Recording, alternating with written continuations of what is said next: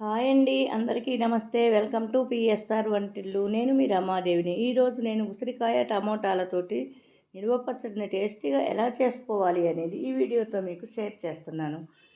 ఇప్పుడు ప్రాసెస్ ఎలాగో చూద్దాము. ఇక్కడ నేను పచ్చడి కోసం 1/2 కిలో రాతి ఉసిరికాయలను, 1/2 కిలో పండు టమోటాలను తీసుకున్నాను. ఇవి తీసుకునేటప్పుడు ఉసిరికాయలు నాటువి తీసుకున్నాను.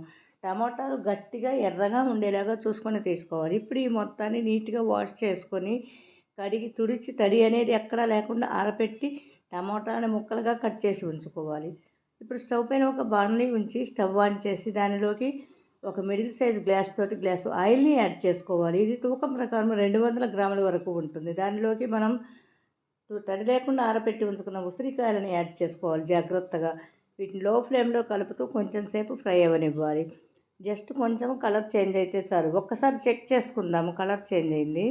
ఒక కాయని ప్లేట్లోకి తీసుకుని నైఫ్ తోటి ఇలా కట్ చేయగానే ఈజీగా కట్ అవుతున్నది. ఇప్పుడు మనకి ఫ్రై అయినవి. వీటిని మొత్తాన్ని ఒక ప్లేట్లోకి తీసుకోవాలి. ఈ ఉసిరికాయలని చల్లారనివ్వాలి. అలాగే ఈ ఆయిల్ హీట్ ఎక్కిన తర్వాత దానిలోకి 1 టేబుల్ స్పూన్ ఆవాలని యాడ్ చేసుకొని 4 ఎండుమిరపకాయలని యాడ్ చేసుకోవాలి. 1 గుప్పెడు వెల్లుల్లి రెమ్మలను పొట్టు ఒలిచి యాడ్ చేసుకోవాలి. అలాగే 1 స్పూను ఇంగువను కూడా యాడ్ చేసుకోవాలి. కలుపుతూ ఒక 2 గుప్పెళ్ళ వరకు కరివేపాకుని యాడ్ చేసుకొని కలుపుతూ ఈ తాలింపుని లో ఫ్లేమ్లో ఫ్రై చేసుకోవాలి. ఫ్రై అయిన తాలింపు స్టవ్ మీద నుంచి దించి చల్లారనివ్వాలి. ఈలోగా స్టవ్ పైన ఒక బాణలి ఉంచి దానిలో 1 స్పూన్ మెంతులని యాడ్ చేసుకొని కొంచెంసేపు ఫ్రై అయిన తర్వాత 2 స్పూన్లు ఆవాలని యాడ్ చేసుకోవాలి.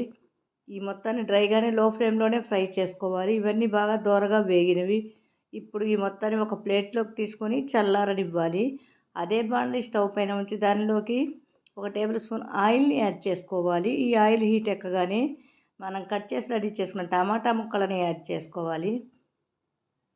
అలాగే 1 టీ స్పూన్ పసుపుని, 1 టీ స్పూన్ ఉప్పుని కూడా యాడ్ చేసుకోవాలి. ఒక 25 గ్రాములు సుమారుగా ఒక పెద్ద నిమ్మకాయ సైజు చింతపండుని రెమ్మలుగా విడతీసి గింజలు ఈనెలు తీసివేసి దీనిలోకి యాడ్ చేసుకొని మూత ఉంచి మధ్యలో మూత తీసి కలుపుతూ ఉడికించుకోవాలి. ఈ చింతపండు టమాటాలు మొత్తం బాగా మగ్గించుకోవాలి. సాల్ట్ కూడా వేసాం కాబట్టి చాలా ఫాస్ట్గా ఉడుకుతాయి మొత్తం. ఇప్పుడు చూడండి, బాగా దగ్గరకు వచ్చింది. టమాటాలో ఉన్న వాటర్ అంతా బయటకు వచ్చి బాగా ఉడుకుతూ ఉన్నది. ఈ మొత్తం చల్లారనివ్వాలి.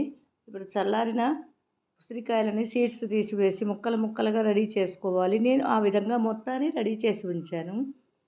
ఇప్పుడు ఈ టమాటా గుజ్జు కూడా మనకి చల్లారింది. ఇప్పుడు దీనిలోకి ఒక చిన్న టీ గ్లాస్కి సమానంగా కల్లు ఉప్పుని తీసుకొని యాడ్ చేసుకోవాలి. అదేవిధంగా చల్లారిన మెంతులు, ఆవాలను కూడా యాడ్ చేసుకోవాలి.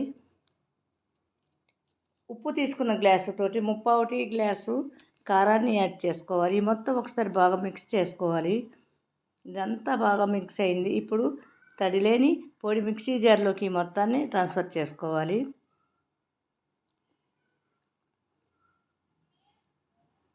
ఇప్పుడు ఈ మొత్తాన్ని మెత్తగా గ్రైండ్ చేసుకోవాలి. అంతా మనకి చక్కగా మెత్తగా వచ్చింది. ఈ పచ్చడినంతా కూడా మనం చల్లారిన తాలింపులోకి యాడ్ చేసుకోవాలి. ఇప్పుడు ఈ పచ్చడంతా ఈ తాలింపులోకి బాగా కలిసేలాగా కలుపుకోవాలి. పచ్చడి ఎంత తాలింపులోకి బాగా కలిసింది. ఇప్పుడు మనం ఒలిచి ముక్కలుగా చేసి రెడీ చేసి పెట్టుకున్న ఉసిరికాయ ముక్కలను కూడా దీనిలోకి యాడ్ చేసుకొని ముక్క విరగకుండా జాగ్రత్తగా పచ్చడిలో మొత్తం బాగా కలిసేలాగా కలుపుకోవాలి. పచ్చడి ఎంత బాగా కలిసింది.